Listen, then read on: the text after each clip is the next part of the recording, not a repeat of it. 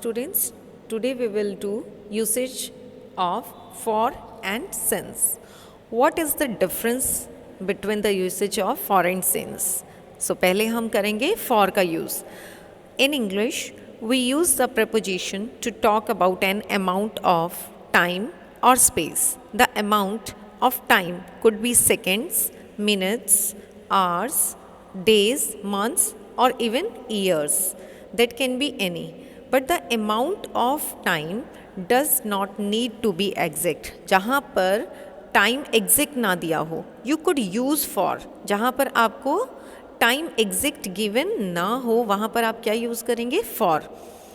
When you are talking about vague periods of time like for the weekend, जहाँ पर हम बात करें किसके लिए?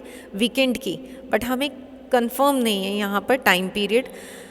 For ages, for a long time, तो देखिए यहाँ पे कंफर्मेशन नहीं है कितने घंटे के लिए. So the important point is that for is used to specify a period of time, means not exact time, it's a period of time. So clear हुआ कि for का usage कहाँ होगा. for हम कहाँ पे लगाएंगे? जहाँ पर a period of time की बात करेंगे. In English, the basic formula for using for is this: for plus a period of time. For can be used when talking about the past, present, or future. Here are the 3 examples sentences that use similar vocabulary but use different verb tenses. Come, first sentence is past. Last year I traveled for 3 years. देखिए past की बात हो रही है कि last year मैं कितने दिन के लिए ट्रेवल किया था? 3 वीक्स के लिए. तो यहाँ पर 3 वीक्स है, तो जो क्या शो कर रहा है कि स्पेसिफिक टाइम नहीं है, यहाँ पर अब पीरियड ऑफ टाइम की बात की जा रही है. Next sentence, I am travelling for 3 weeks. That is the example of present continuous. तो आप यहाँ देखेंगे I am travelling for 3 weeks. कितने दिनों के लिए? 3 सप्ताह के लिए, 3 हफ्तों के लिए. Next sentence, next year I will travel for 3 weeks. कि मैं अगले साल 3 हफ्ते के लिए जाऊंगा ट्रेवल पर. तो आप ये देखिए कि फ्यूचर हो, पास्ट है, प्रेजेंट है, बट हमने क्या रीड आउट किया, क्या समझा कि यह एक पीरियड ऑफ टाइम के लिए डिनोट किया जाता है for. So come to next example. Regardless of the verb tense, the preposition is still followed by a period of time. For in popular music, like you can hear examples of for plus a period of time. Means बहुत सारे songs हैं जिसमें आप ये हम use करते हैं sentence कि for this time period. For example हम एक और एग्जाम्पल लेंगे. For years I have roamed these empty halls. मतलब 4 ईयर्स. देखिए यहाँ स्पेसिफाई नहीं किया गया कितने साल. 4 ईयर्स मतलब कुछ सालों तक. I have roamed these empty halls, मैं घूमा. तो आप यहाँ देखेंगे बेटा कि यहाँ पर आपको स्पेसिफाई क्या किया गया? सिर्फ period of time, specific time नहीं बताया गया कि कितने साल की वह बात कर रहा है. So that is the usage of, जब भी हम बात करें अ पीरियड ऑफ टाइम तो हम क्या यूज़ करेंगे? फॉर. तो ये हमने डिफरेंट सेंटेंसेस में यूज़ करके देखा. तो अब नेक्स्ट हम पढ़ेंगे सिंस का यूसेज. सिंस का यूज़ कहाँ पर किया जाता है, कैसे किया जाता है? In English we use since to refer a point of time.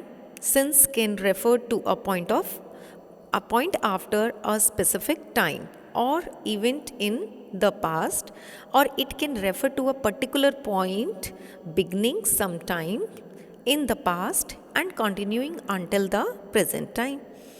The particular point in time could be anything: last Tuesday, 2008 or midnight. For example, हमारा जो देखिए फॉर का यूज़ था वहाँ पर स्पेसिफिक टाइम नहीं है, पीरियड ऑफ टाइम दिया गया है. बट यहाँ सिंस कहाँ यूज़ होगा? जहाँ पर स्पेसिफिक टाइम दिया होगा. तो हम एग्जाम्पल के थ्रू समझेंगे बेटा इसे। Come here, since plus a particular point of time. Since किसके साथ यूज़ होता है? A particular point of time. In sentences with since we usually use perfect tenses. तो अभी एक बच्चे की क्वेरी भी आई थी मेरे पास कि परफेक्ट टेंस में फॉर और सिंस में कंफ्यूज हो जाते हैं मैडम। तो देखिए पहला पॉइंट तो आपका क्लियर हो गया है कि जहाँ पर पॉइंट ऑफ टाइम है वहाँ आप सिंस यूज़ करेंगे, और जहाँ पर पीरियड ऑफ टाइम है वहाँ पर आप फॉर यूज़ करेंगे। When using since we normally use present perfect and past perfect tenses in the main clause of the sentence. You wouldn't use since when you are talking about the future, because by the definition since refers to specific point in the past. कब की बात हो रही हो? जब past की, तो इसलिए आप future में since का use नहीं करेंगे। Here are two examples in the present perfect tense. It has been raining since 8 AM. कब से बारिश हो रही है? सुबह 8 बजे से। देखिए point of time is given बेटा, अंदाज़ा नहीं है, एग्जैक्ट बोला गया है कि 8 बजे बारिश 8 बजे से हो रही है और अभी ख़त्म नहीं हुई है। I have been walking since 10 PM, और मैं कितने बजे से वॉक कर रहा हूँ, चल रहा हूँ? 10 PM से। सिंस जो पॉपुलर लाइक आपका जो पॉइंट ऑफ टाइम है, तो हम बार बार किसकी बात कर रहे हैं? पॉइंट ऑफ टाइम की। You can hear the word since in many popular songs. Here is the group the temptations using the preposition since in since I lost my baby. तो आपने ये सॉन्ग्स में भी बेटा हेयर किया है। तो और कई बार हमारे जो सेंटेंसेस होते हैं हम लिटिल कंफ्यूज हो जाते हैं, तो ये हमारे प्रपोजिशन की तरह भी वर्क करते हैं और सेंटेंसेस फॉर्मेशन में भी। So I hope it is clear कि सिंस कहाँ यूज़ होगा? Particular point of time. Since I lost my baby, since I lost my baby. तो आपने ये सॉन्ग जिस जिसने सुना है दे मस्ट नो कि वहाँ पर सिंस क्यों यूज़ हुआ है। आई होप इट इज़ क्लियर कि अ पर्टिकुलर ऑफ टाइम की जब हम बात करते हैं तो सिंस यूज़ होता है, और जब हम बात करते हैं कि अ पीरियड ऑफ टाइम तो हम क्या यूज़ करते हैं? For. I hope it is clear to everyone.